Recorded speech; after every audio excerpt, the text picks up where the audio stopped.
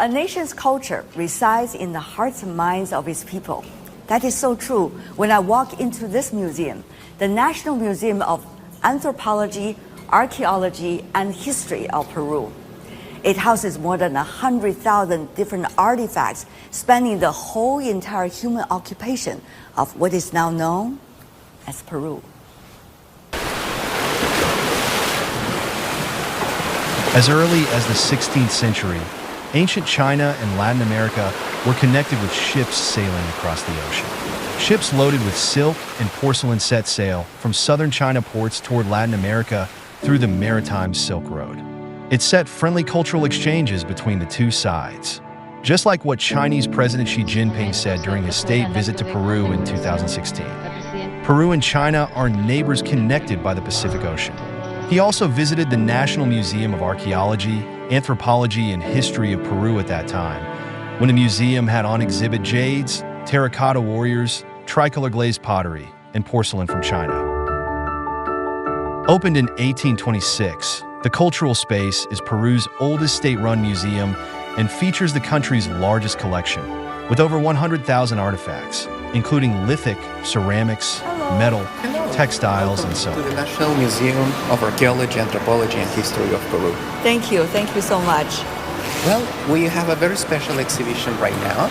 The collection shows over 10,000 years of history. We came to the museum this time, discovering the artifacts of ancient civilizations in Peru and having an in-depth look at the most dazzling and the most legendary treasures of the land. Here you can see, for example, one of the most iconic pieces in our country, probably as iconic as Machu Picchu itself. Really? We call it tumi, and it was a ceremonial knife, but also worked as a symbol of power, almost like a scepter for one of the kings that ruled the north coast of Peru before the Incas. Wow, it's very delicately carved. And it represents what they believe was the god that created this important society called Lambayeque. Another important part of the economy of Peru that also requires special technologies is the ocean. Okay? And our ancestors, as you can see in the different representations in pottery, were very good at sailing the seas and the rivers. Here you can see a very important piece to our collection and also to this exhibition. Perhaps you notice that this makes the logo of the exhibition. Yeah, the pedals? This is a rope. Or the rope and pedals, made out of wood. But if you look at the handle, you can see a very exquisite carving of these designs that represent birds. So back and forth, yeah? Back and forward. Pairs of birds. Exactly. That's a very common thing in the art of ancient Peru. This paddle belongs to a culture called Chincha, and they were a very powerful people. They talked face to face to the Inca, and they navigated along the coast and were merchants. Without money though, but they exchanged the different products up until the coast of Ecuador and probably a bit further on. The museum's current special exhibition focused on ancient beliefs and technologies. We can also find that Peruvians have valued the ocean and sailing since ancient times. For example, the Costco shipping port, Peru's Chancay terminal, is a landmark project under the Belt and Road Initiative. After completion, it will become a key transport hub and logistics center along the Pacific coast of South America. This will, in turn, help with expanding trade in the region. From Chancay to Shanghai has already become a popular phrase locally. And here, the National Museum of Archaeology, Anthropology, and History of Peru also has a large collection of artifacts unearthed in Chancay, which preserves the past of the harbor. You have more to show me? Yes, of course. We have here the Chancay style, and it's a very valued collection for us. So vivid. How many years were they dating back in history? This is not that old. This is dates from the 1300s. Well, it's old. Price. It's old. Well, now it's old. It's old. And there are so many of them. Where did you find them? In Chancay, in the region very close to where the new port is located. Really? Yes. I really wonder, these sleeping beauties, what they would think about all these changes. It's very impressive. It's a symbol of modern times. Yeah.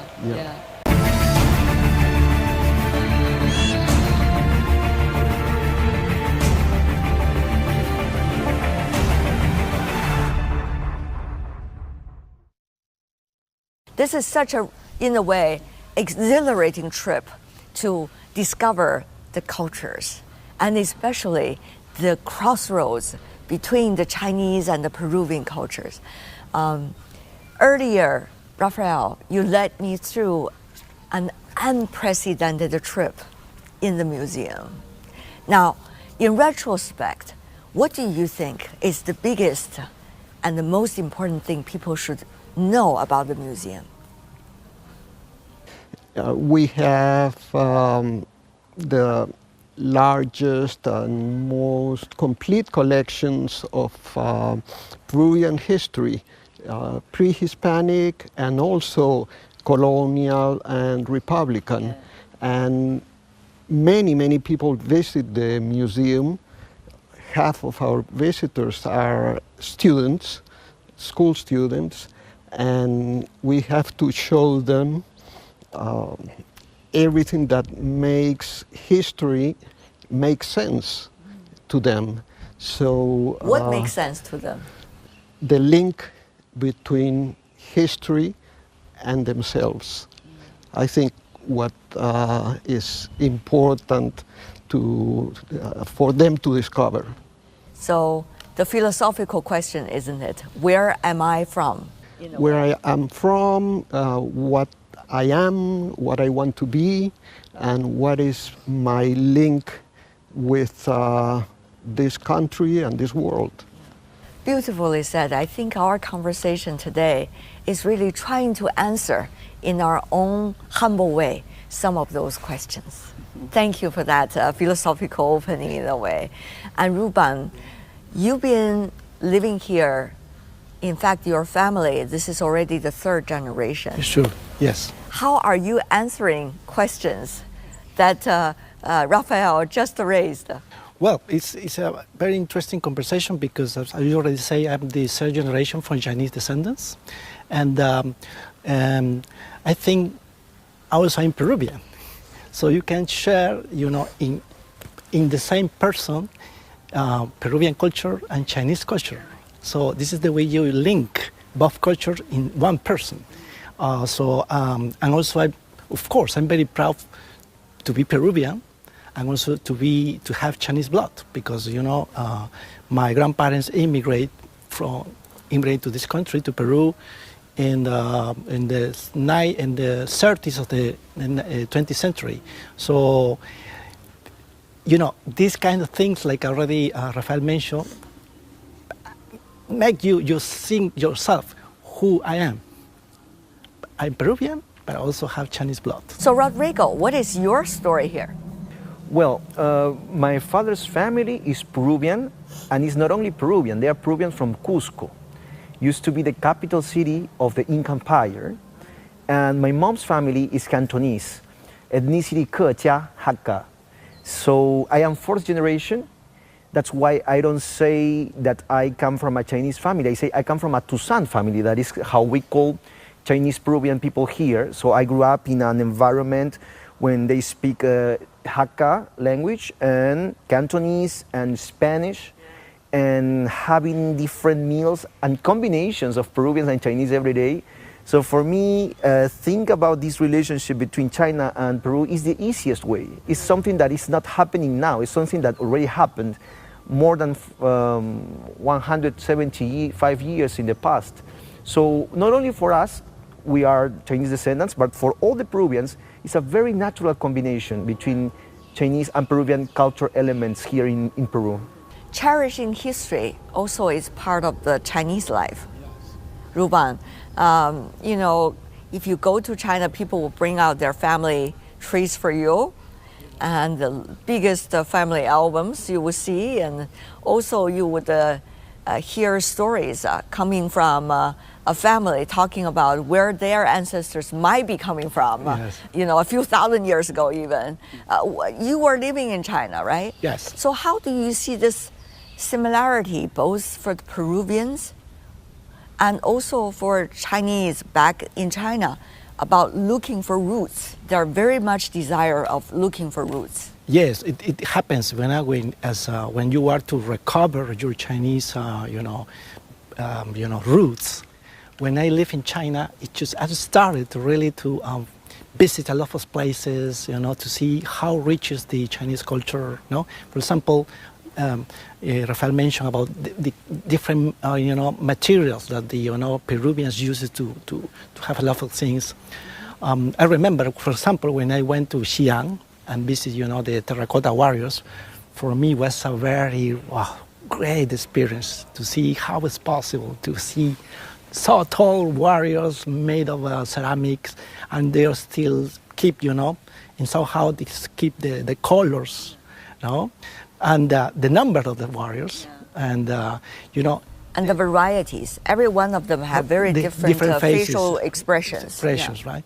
So basically, that gave to me a necessity to continue discover the rich of the Chinese culture, and at the same time, I say myself, okay, it's also necessary to share our Peruvian culture with the world.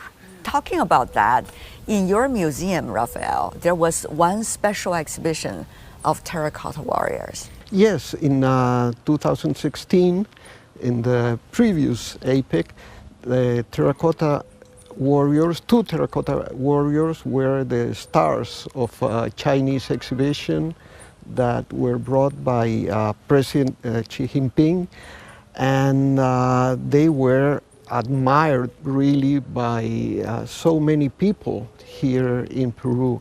First, because original Chinese pieces don't come here too often. And they don't go to other places too often either. They are Right. really the antiques. Yes. Yeah. But this reminds people of, the whole history on the sea. Many of our immigrants coming from China came to Peru through the sea. And even before that, there were exchanges already between the East and this part of Latin America and the Caribbean countries. Rodrigo, I know you've been doing research about both Chinese immigrants and also that part of history. Can you maybe help us to understand better about the relationship between the ship, the boat, and also the history as well as the cross cultures we have been talking about? For us, the descendants of Chinese, the sea and the ocean have meant the path, the way of our ancestors. The way that the first Chinese migrants came to Peru, they came here from 1849 after they started to come to Cuba and to the west coast of the US. And from that moment, we haven't stopped to receive Chinese immigrants that we feel as a privilege, because all of them have been hardworking, gave us discipline, an idea of the work, an idea of how to do business, an idea of how to have a healthy relation with education. They contribute to our concept of unity in family. And this is very important. I know that so many people refers and thanks the presence of Chinese in terms of business, but I want to put the stress on the culture. The enrichable culture. In this country where the culinary, the gastronomy is very important, Chinese are very, very important because they are part of our gastronomy and the astronomical identity. Oldest connection we have with China that is known and proven is in the 17th century, when we have the galleon of Manila. That was the route that linked Callao in Peru with Acapulco in Mexico, and from there to Manila. And it was a galleon that brought much merchandise to rich Lima that could pay for luxury goods in very large quantities. So from there is our first, I would say, fluent link with China. And also the immigrants came from there. Probably. Yeah. Yes. Because I know you have a treasured book of photos of early generation of Chinese immigrants in Peruvian culture. Would you like to Yes. show it to us? Yes, of course. Wow. So tell us more about them. Well, this book collects the photographs collected by Couret brothers. They were French photographers that came to Lima in the mid-19th century and had a studio in downtown Lima to picture the rich families that could afford to have a photo then, the right? new technology Oh, yes. of the So times. what has it recorded for us? For us, history? we have Chinese recent migrants Show it that to us. were here. Yeah. For example, we Let's have open it. Yeah. a Peruvian family. Yeah. So it's with, a mixed, right? Right. This is a family photo at the cover. Oh, wow. Look at these three gentlemen. It's right. Look at that. Oh yeah, we still can see this, Can you this close recognize style. them? Yes? Yeah, from the end of Qin dynasty. Yeah. Yes. The costume. And you can tell they were not the agricultural laborers or the Wano workers. They were They dress elegantly. Obviously, they're well off. right. They and they could pay for the photograph. That's important. Yes. More are coming. Yes. So they are now in the Western costume, huh? Yeah. And Emphasizing on education, possibly. And at the Western style, that is something probably they are investors coming from Hong Kong. Yeah. From 1880, we started to receive people from San Francisco and Hong Kong as well. Why do you prepare this special photo album for us? it shows the first few years of the beginnings of the large Chinese community in Peru, and because it shows that they had already started to merge into Peruvian society.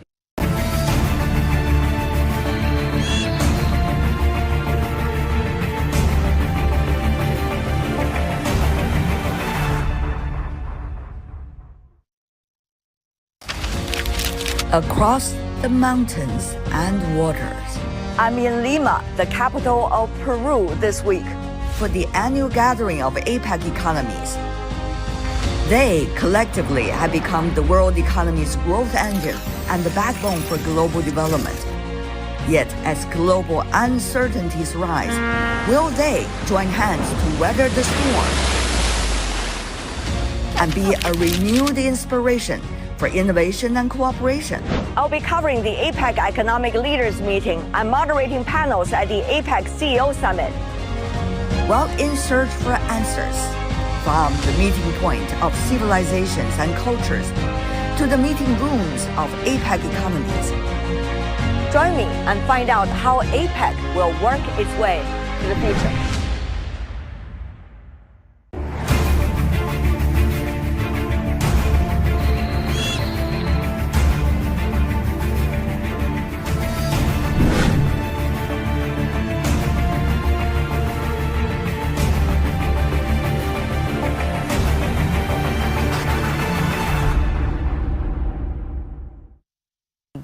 And now, a few hundred years later, we also understand there's a fresh story going on the sea.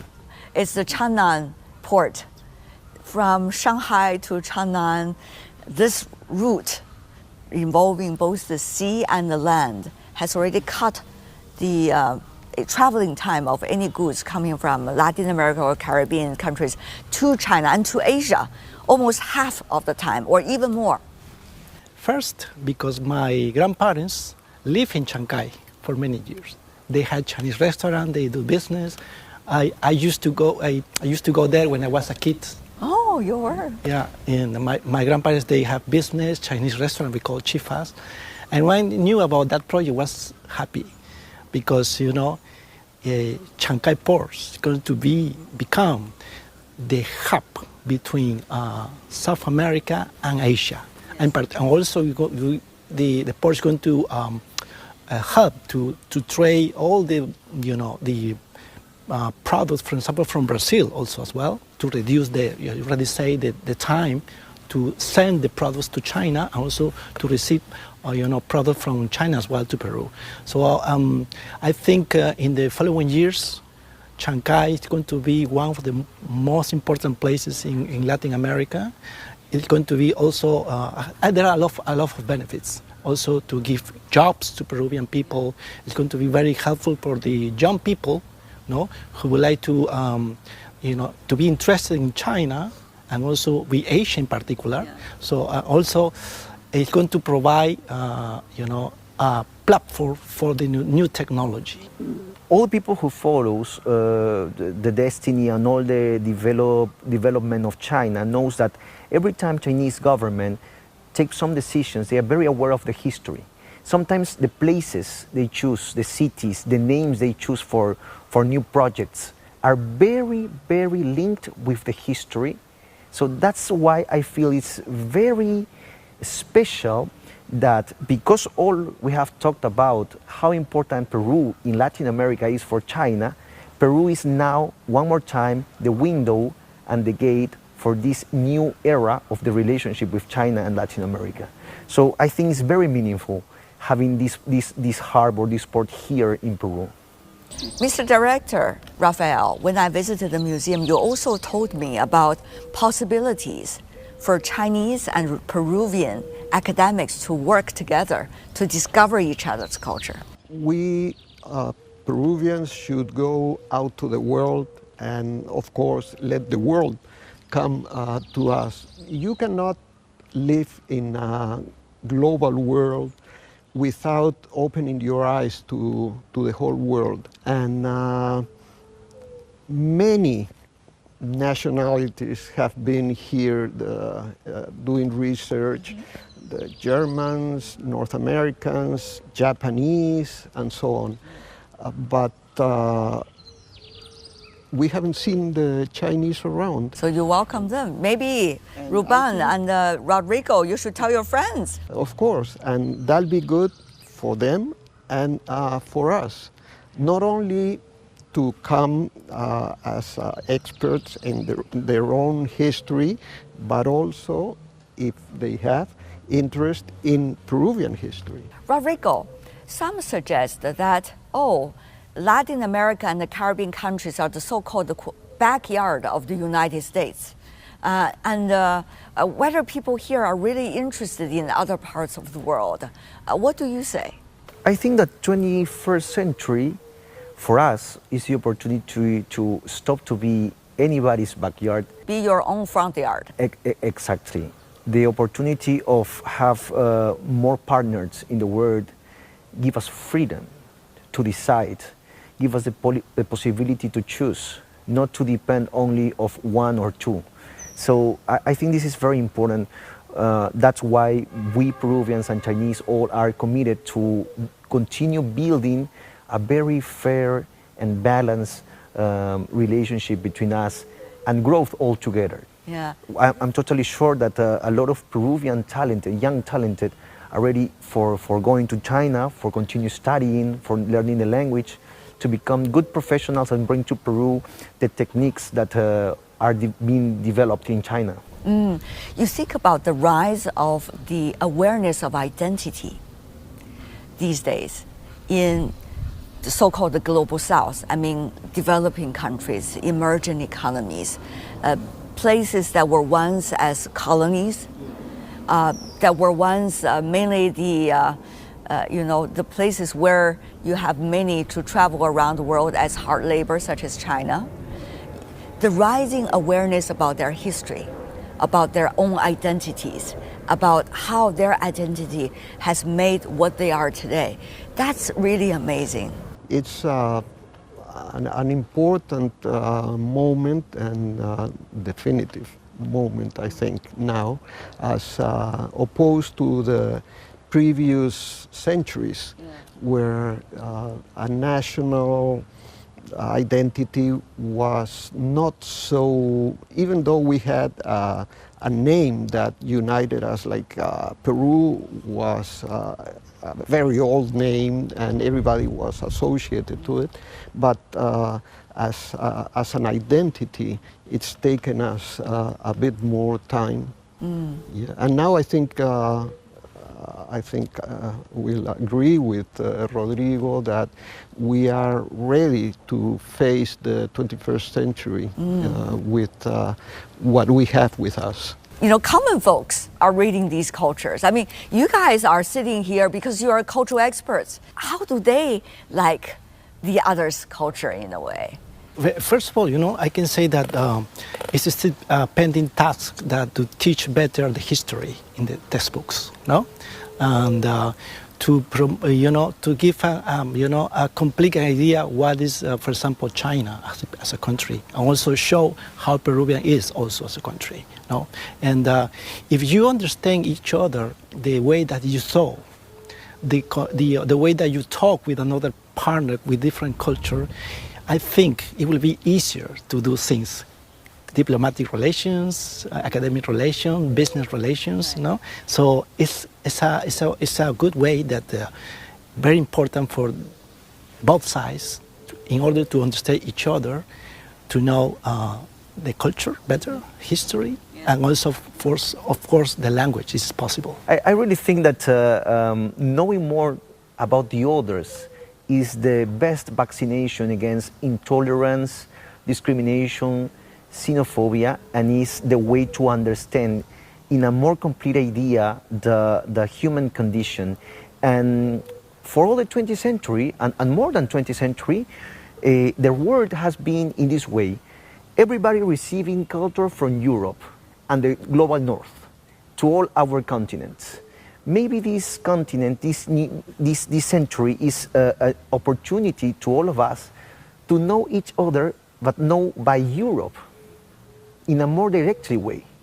So in this way, for example, we Latin Americans can know more about Asia, Middle East, Africa. Directly, not through the third party's eyes. No, yes. Yeah, and that's pretty good for having a more complete idea of the cultures of the world. Rodrigo, Ruben, and Rafael, appreciate it. Thank you.